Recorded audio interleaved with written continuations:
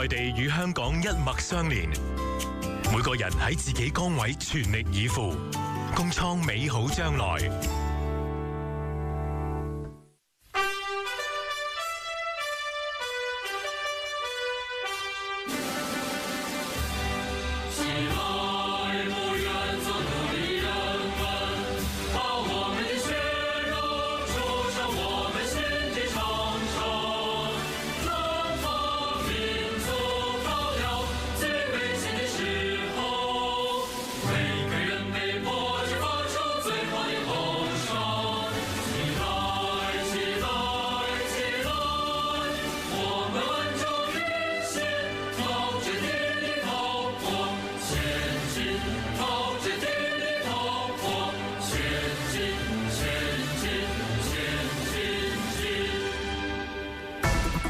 雷霆881新聞報導。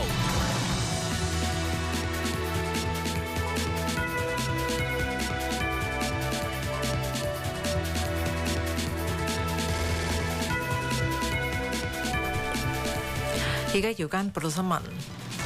美國總統特朗普宣布將南韓汽車、木材同藥品相關嘅進口關稅由1.5%提高到2.5%，指控南韓國會並冇履行同華府